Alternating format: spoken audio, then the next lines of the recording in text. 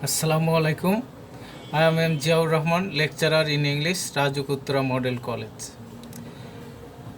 Dear students, I hope that all of you are very fine by the grace of the Almighty Allah. Today I am going to deliver my lecture on a very important poem written by Jivanananda Das. You will find this poem in your English for Today book in Unit 14, Lesson 1. The name of the poem is I Have Seen Bengal's Face. Jivanananda Das was born on 17 February 1899 and he died on 22 October 1954. For better understanding of the poem, I will divide the poem into three parts so that you can have a better understanding of the poem.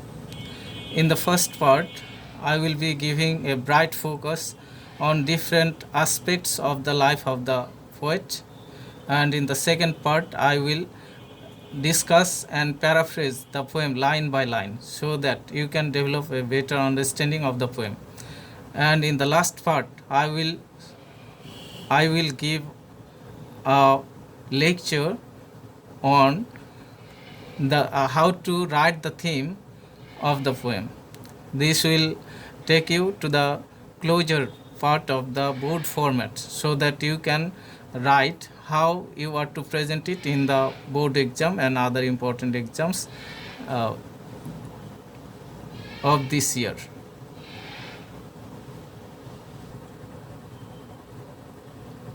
Now let's have a brief sketch of the poet so that you can have a good idea about the poet.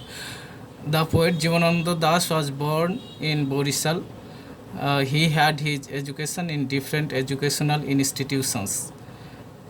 He completed his matriculation and intermediate examination from Brajamohan College. Then he got himself admitted into BA Honours in English at Presidency College. Later on, he completed his MA in English from Kolkata University. After completing his education, he also tried his luck at different colleges. First of all, he joined at City College in 1922. Then he also taught at Ramjas College, Brajamohan College, PC College and Kharagpur College and some other educational institutions both in India and Bangladesh. In Bengali literary arena, Jivanananda Das has a remarkable contribution. His diverse literary works such as Jhara Palok, Dhushur Pandulipi, Mahaprithivi, Bela Abela Kalbela, Bonolata Sen, Ruposi Bangla, etc. have unveiled an outstanding dimension in Bengali literature. Some of his works have been translated into English as well. Apart from his poetic career, he also worked as a literary editor. He is one of the writers who tried to break away from the influence of Rabindranath Tagore and wanted to make their own influence through their own intellect and potential.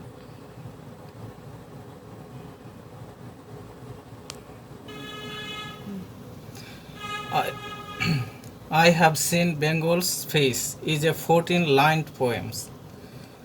It means that the poem has 14 lines.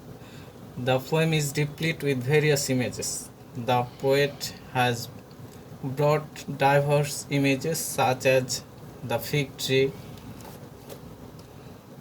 Hijol, Tomal, Bot, Oswat, swallow roosting under huge umbrella,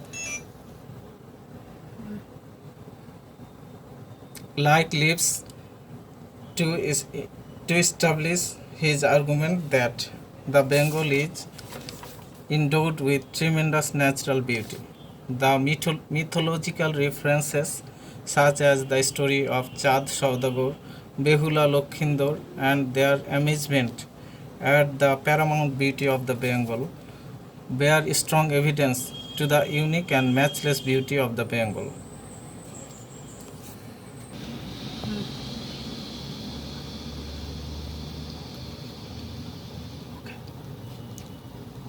Now, if we discuss the poem line by line and paraphrase it, then we will have a very profound idea regarding the poem.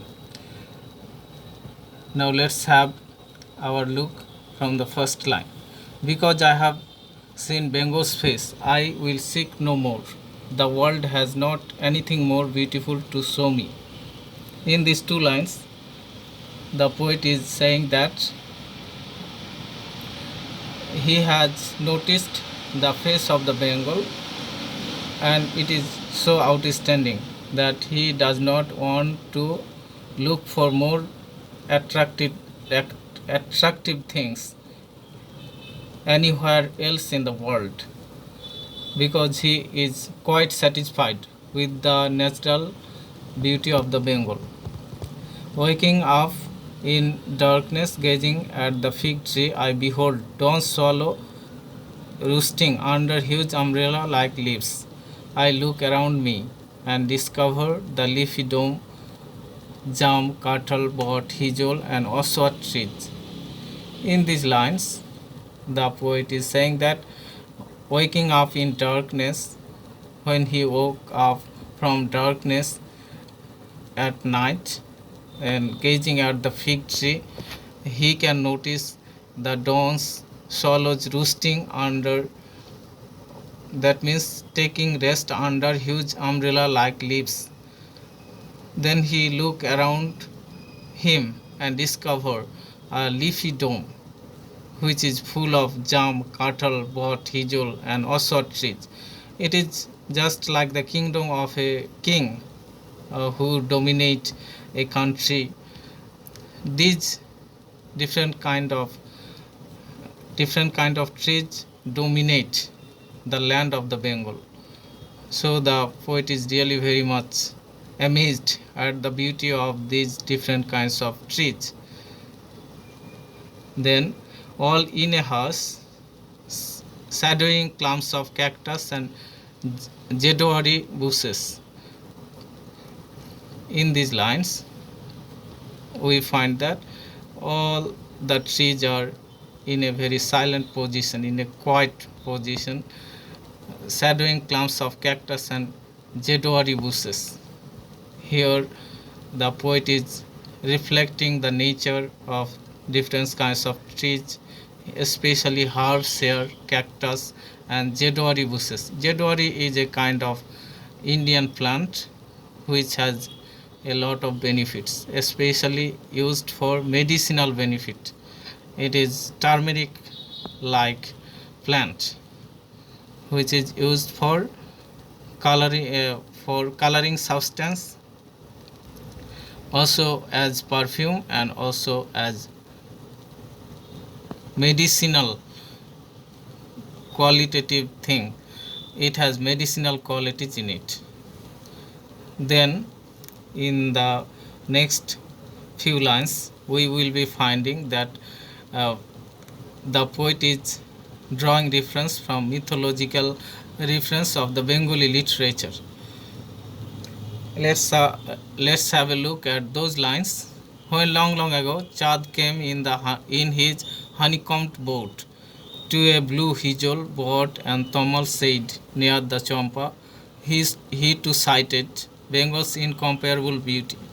On the day, alas, in the Ganguri, on a raft, as the waning moon sank on the river's sandbanks, Behula too saw countless Oswat birds besides golden rice fields, and heard the thrushes' soft song. One day, arriving in Omura, where gods held court, when she danced like a desolate octave, Bengal's rivers, fields, flowers wailed like strings of bells on her feet. Actually, in these lines, we are getting the description of a story from mythological reference of Bengali literature. If we know the story behind, then it would be easy for us to understand the uh, the idea of the poem. Let's listen to the story. There is a mythological story behind Chad Saudagur. He was a famous king of Champanagar. He worshipped the Shiva, but the goddess of snake Mansa did not like it.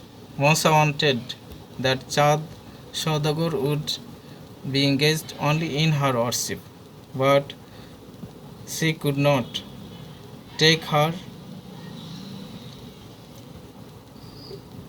him to her side even after trying a lot. At last she decided to punish him for his arrogance.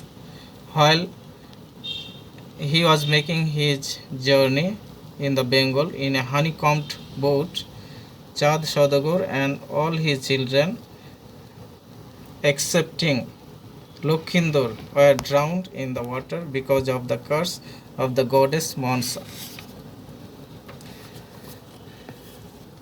And Mansa attacked Lokhindur, and for that reason he died. His wife Behula was highly shocked at the premature and unexpected death of her husband. For that reason she was found woebegone, that means very much dejected and crestfallen at the loss of her husband. She was later on thrown away into the river on a raft with the dead body of her husband. In the hope of getting back the life of her husband, she went to the court of gods at Omura. Omura can be compared to a place like heaven where Allah lives. In the same way, Omura is the place where Hindu gods and goddesses live. However, Behula went to the court of the gods at Omura and she told them everything what had happened to her husband. Seeing the pale and woe-begone face of Behula, the gods also became very much shocked. They wanted to do something for her. Seeing her ardent desire and eagerness to get back the life of her husband, the gods were really highly pleased. They wanted to do something in the real sense of term. Okay. They wanted to get back the life of her husband in the real sense of term. But the gods at Omura gave her one condition, that is, if she could satisfy them with her graceful and excellent dance performance, then they could try to do something for her husband in restoring the life of her husband. Omura agreed to the condition and she tried her best to perform her dance performance in an excellent way, and she could highly satisfy the gods at Omura. Even the Bengal's rivers, fields, flowers, even being inanimate object, they also were highly satisfied at the outstanding dance performance of Behula, and they all wailed like strings of bells on her feet. So in the poem we are saying that in the poem the poet has drawn examples from different aspects of Bengali literature and other sources in order to embellish his poem with different kinds of diverse ideas so that the poem can get an outstanding dimension and he can pinpoint the excellence of the beauty of the Bengal through different images, imagery, and other things.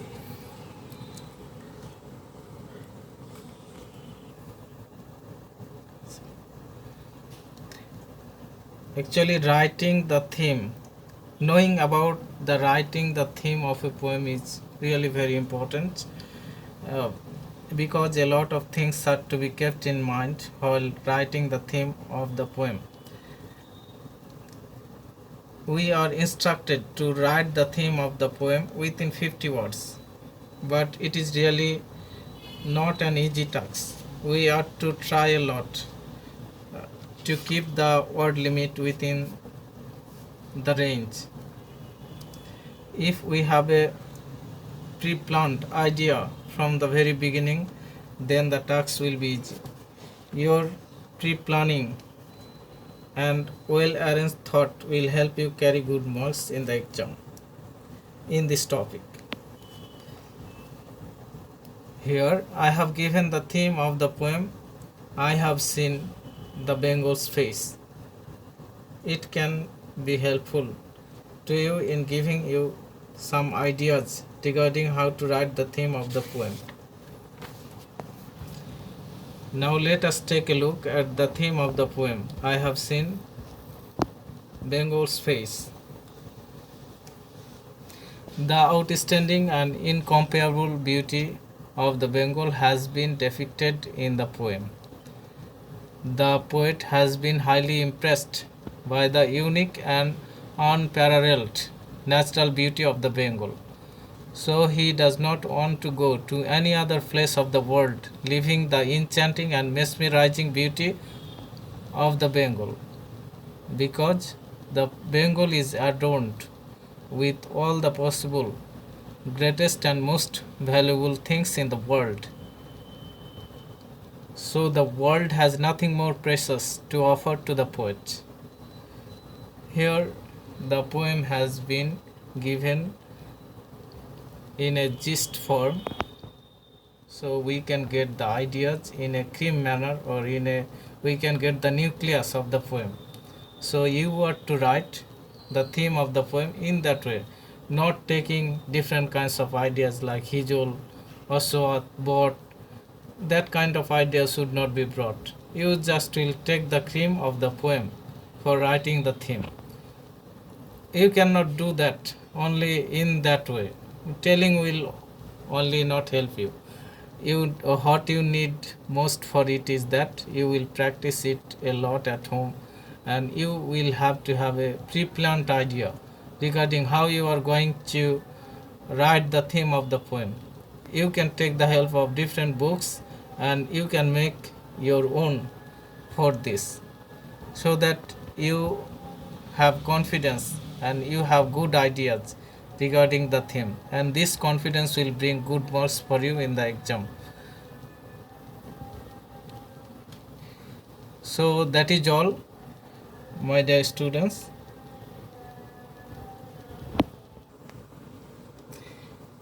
Thank you all.